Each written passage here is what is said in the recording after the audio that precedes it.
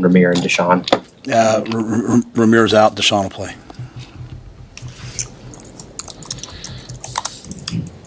Your evaluation of this week in practice? It's been a good week. Guys, as you would expect, battled back from a disappointing week last week. We'll have to get to the game and do it in the game. We'll see, but it's been a good week. You believe in incremental progress. You're a process guy. What do you feel like you guys got incrementally better at this week just in practice? I think everything. Unfortunately, there's not time in game weeks. The opponents are too good in the Big Ten to have like these large philosophical, like kind of like what happened with Sat the other day. Like, I don't want Sat worried about the yards per play. I want him worried about blocking number 91 from Ohio State, right? So you have to be very in the moment. So you can't really go out there and have these, hey, we got to fix it. You just go out there this week and say, hey, third down, what are they going to do? What are we going to do? So I think we had a really good week. Some of the issues in the kicking game have been so glaring. Obviously, Sam, you have to kind of fix some of those things.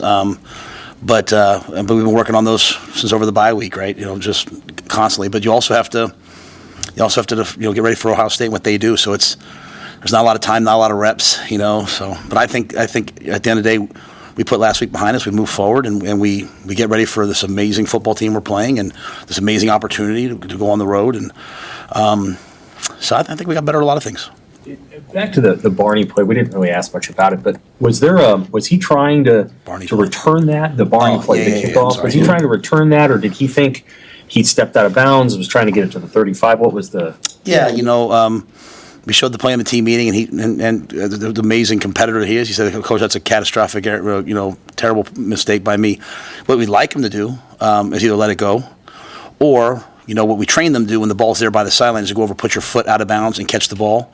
I think because he was running so fast, you see him, he kind of catches it and then puts his foot out of bounds. And so, he's a young player. We teach him, we move on. And we cover that every week. We spend Thursdays, we kick balls all over the field, and that happened to him. Dylan made a great play on 3rd and 8, got a first down, got us out of that situation.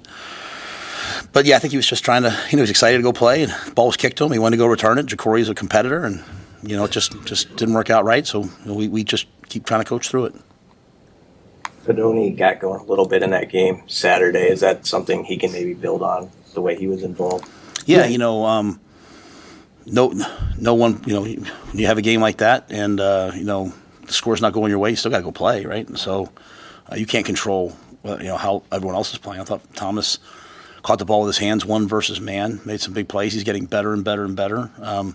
Thought he had a really good bye week. Sprained his ankle a little bit, and so we were worried if he was even going to be able to play last week. And he came out and he played, and he's playing really good football. So he's a guy that you always want to have involved in the offense. What ways does the absence of Rahmir affect you in the run game, pass game, other areas? Yeah, Rahmir's a valuable player in every part of it. Some of the big guys, Gabe and Dante have to now step up in some of the third down situations, which is good because Ohio State has an excellent pass rush, but also has excellent blitzers. So having bigger men in there, in some ways, is a good thing in this week. And then it's an opportunity for Quentin. Quentin got on the field and had a big kickoff return, so it's an opportunity for Quentin to grow his role. Carter Nelson had his snap count go up a little bit against Indiana. How have you seen him grow into, maybe being able to do more things or feeling more comfortable in more setups? Yeah, Carter. Carter's going to be a tremendous player. When you look at the team, you look at the future. You see guys like he and obviously Jacory and Dylan on offense, and you say, "Wow, I can't wait for them." His opportunities are somewhat limited at times because you have some veteran players out there. He did get here late, but he does a lot of good things. He does good things on special teams for us too. And as the season comes down the stretch, I think you'll see, as older guys are a little banged up, maybe you'll see more and more of the younger players playing in some key roles, and that's to me how you continue to build. But I think the sky's the limit for him and what he can do, and we're just trying to teach him and coach him through it and develop him so he can be, I think, just a true weapon. Obviously, you want to do good things every week. Is there something about Ohio State where you're like, the thing we got to do to play well against Ohio State is X, Y, and Z? Like, are there a couple things that they make you do well because of the kind of team they are? Yeah, they have no weakness. They have no weakness. Probably one of the best top 2 or 3 rosters in football. great coaching staff, great schemes.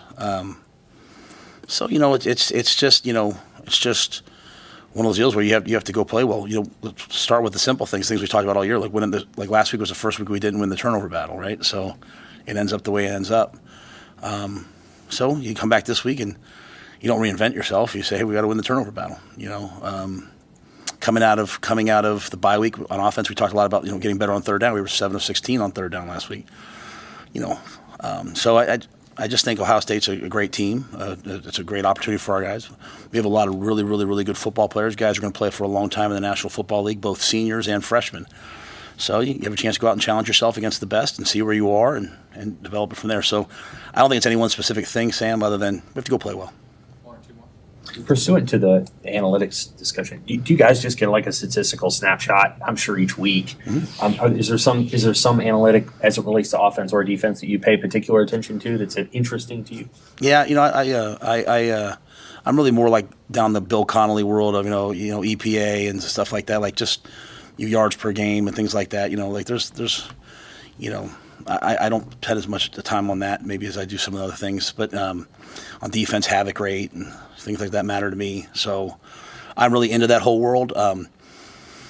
But that's more of like for me like a bye week postseason. Like, hey, to me when you're in the week, it's like, hey, how do I get this guy who's got a hurt ankle to block that guy?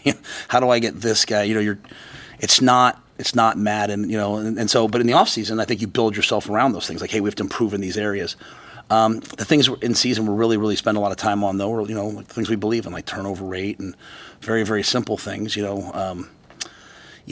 I had to pick one thing for us, as I said, like I think Steve Sipple asked me last week, it's just some more explosive plays. We'd like to have more explosive plays on offense. We have a lot of 8, 9, 10 play drives, and that's really, really hard to do over and over and over again. You'd like some 4-play drives that result in a touchdown, and so that's where we've been lacking. That's where we're trying to create them, and that's moving forward, something that we have to continue to improve upon. You mentioned you want to see improvement in perimeter blocking. How has Garrett challenged those guys this week, and do you spend any more time talking to them or helping them this week? Yeah, we've challenged a lot. I think it's to the point of it's just reps. It's continued improvement. It's when you're struggling with something, you're not going to just necessarily always just change it overnight, and it's not certainly for a lack of want to or will. So I think you have to just keep coming out every week. So we're doing way more of that live. We're trying to work on it just like we work on inside run and short yardage, and I think we're getting better at it. But I don't know if we can change completely everything about it, but we're not changing what we're doing, just getting the guys to be better and better at it, more comfortable at it. And this is a week where you're going to have to do it, right? With the way that they play, and their offense is such a good perimeter team. They kick the ball out on the perimeter and block and get yards. So defensively, we weren't very good last week in that area. So I think coming out of last week, we understand how well we have to play in space, both offensively and defensively. You and Ryan Day were on the same staff at Temple, right? Any thoughts about that matchup Saturday? No, I just have a lot of respect for Ryan. We're good friends. We were both young assistants together under Al Golden. I was a D-line coach. He was the receivers coach, and he left after 1 year, and we had a massive staff overhaul, and they asked Ryan to stay and be the quarterback coach, and thankfully Ryan said, no, I'm going to go be the receiver coach at Boston College, and they moved me from the D-line to being the quarterback's coach. So it was a major break in my career. And, Ryan's done a fantastic job. We're friends. I went to their pro day a couple years ago when I wasn't in college. Justin Fry, their O-line coach, and I worked together at the second stint, when Steve Adazio came to be the head coach. He's a great friend of mine and a great coach, been everywhere. Tried to hire him when I was in the NFL, couldn't do it. Larry Johnson, their legendary D-line coach, was a position coach, was the D-line coach at Penn State when I was there. So there's a lot of ties to that team. They've done a great job. They're in the national picture, and it'll be a great opportunity for us to go play against them and for me to coach against them. Thank you, guys. Good to see you, everybody.